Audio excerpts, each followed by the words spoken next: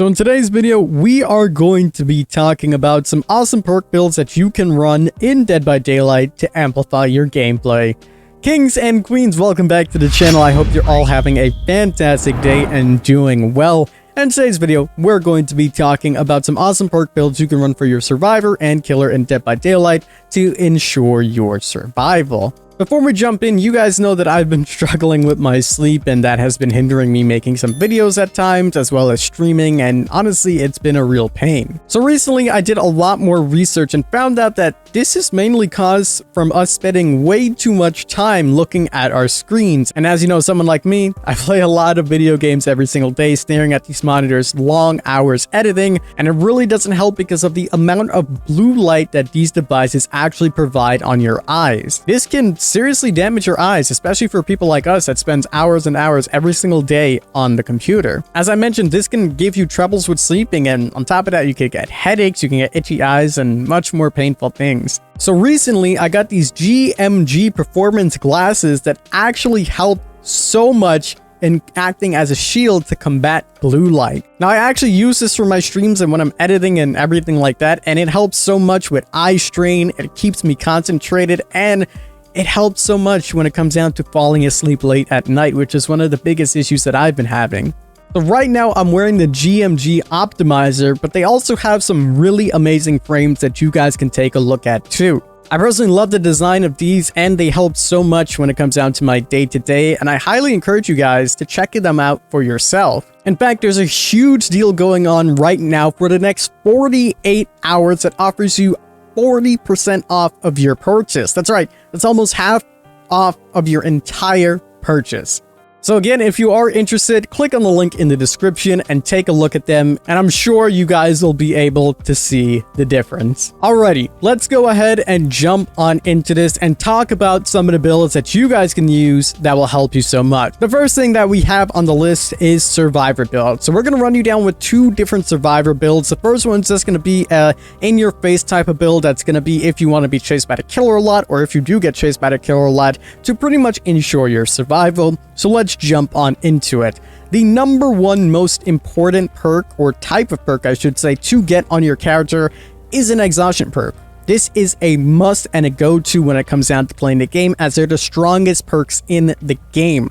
This can be anything that's tailored to you and your type of gameplay, whether that's dead, hard, life, whatever the case may be. I personally think that Sprint Burst is the best exhaustion perk that is currently in the game. In my opinion, there's no debate about it, just because there's no prerequisites in order to use the perk, and you can use it at will. You do need to get comfortable with, using this perk correctly and, getting it ready for when you need to use it again so you can constantly run. A lot of people say that, oh, I can't run with Sprint Burst. You still can, you just have to use it once and then prime it and get ready for when you do need to use it. That's why I personally like it, but again, you can use anything you like. The next perk for this pretty much in-your-face build is what is probably the strongest perk in the game that is not an exhaustion perk, Iron Will. Iron Will is so useful because grunts of pain are reduced by 100%. This leads to easy mind games that you can do, or if you're injured healing somewhere, the killer will have no idea that you're there. As a killer, when I play killer, the number one way that I find where people are at is by sound. So if you're making no sounds whatsoever, it helps so much. This is a teachable for Jake Park in case you're looking for it, and Sprint Burst is a teachable for Meg.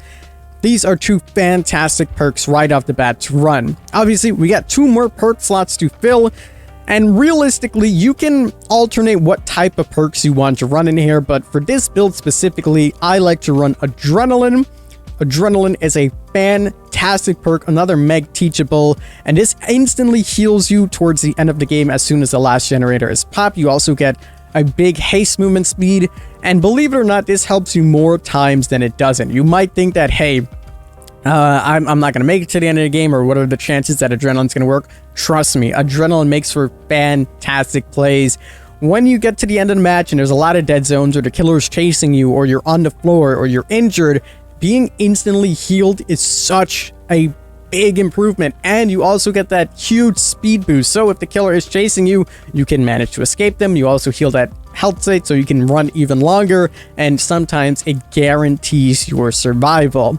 Now, while you're running all these perks, and this is typically the in-your-face type of build, there could be a tendency that you might get caught, you might get placed on the hook, and the killer might try to tunnel you out the game. And that's where Decisive Strike comes into it. This is pretty much a very meta build, but it helps guarantee your survival. And again, this is if you're running around, this is a well-rounded build.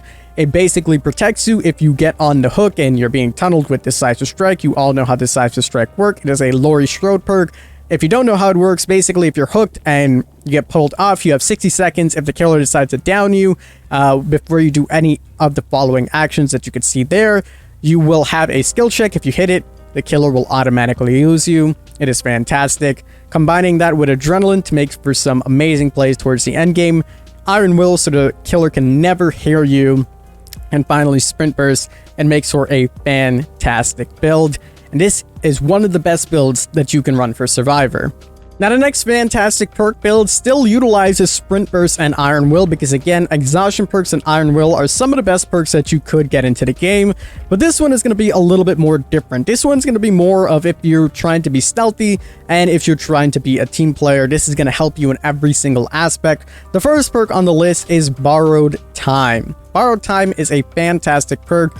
It gives your the person that you rescue 12 seconds of endurance no matter what, so that way you can get yourself a safe unhook and they will be free to run around and, you know, work on gens, do all that good stuff. It's a fantastic perk. Make sure you guys get it. It's a teachable for build. It's one of the best perks in the game. And to keep it well-rounded, if you're not really trying to be in your face and running at the killer, there's two different things that you could run, or maybe three, depending on your play style. The first one on the list is Spine Chill. In case you don't have anything to run, this will alert you when the killer's coming around. Personally, I'm not a big fan of Spine Chill. I think you can just use your awareness to see where killers are at, but if you're trying to be stealthy, if you want to make sure you're not getting into a lot of chases, Spine Chill can give you the heads up before the killer actually comes. The next one is Self-Care, which honestly is a perk that gets hated on a little bit too much. Self-Care is really good, especially if used with a medkit. Just don't heal if you're going against someone with Sloppy Butcher or a Legion with, you know, a pin or whatever the case may be. Get your teammates to heal you instead. But if there's nothing going down, you can Self-Care in the corner, and it does waste a little bit of time, but you are ensuring your safety. This is a teachable for Claudette. And the final perk that is there is Urban Evasion. Urban Evasion is another perk that a lot of people consider like new perks, but it helps you quite a lot. You can literally crouch and move at 100% increased movement speed, so you're basically walking speed while crouching. And you can easily go into corners. Combined with Iron Will, if you're trying to just trail your scratch marks, run into a corner where the killer doesn't see you, it can lead to some fantastic plays. I highly recommend trying these builds out and suit it more to your playstyle, because some people might want to run the killer around, some people might want to be stealthy, some people don't even want to see the killer. All of these builds will definitely help you out.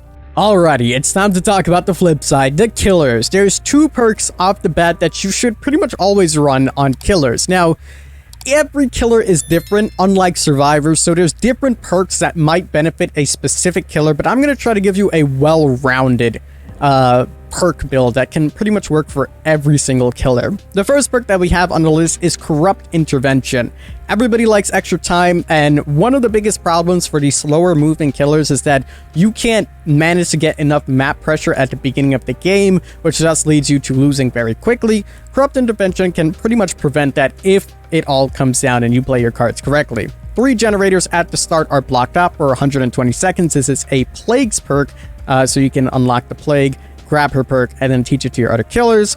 And pretty much just either guarantees that you will be able to put pressure on the other side of the map, or you will also be able to protect a 3-gen strat for later on in the game. So all the survivors working all the other gens, you come back to that area, and then it's just galore. You have all 3 of the generators right there for your taking. Anything that pretty much stops or regresses generators are going to be your strong suits as killer.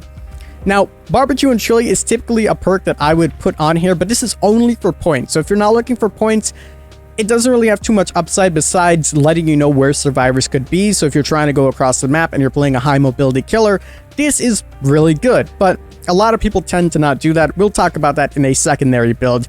But solely if you are focusing on gens, the next fantastic perk to run on this list is Discordance. Discordance helps you so much, especially on the faster mobility killers.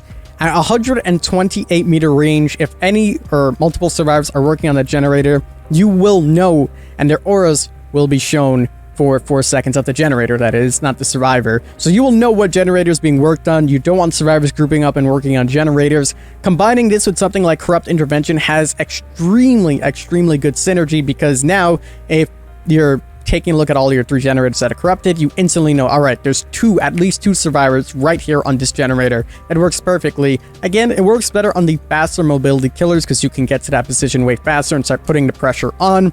You can swap this out for something like Lethal Pursuer if you really want to, but I wouldn't recommend it because this coordinates last the entire game.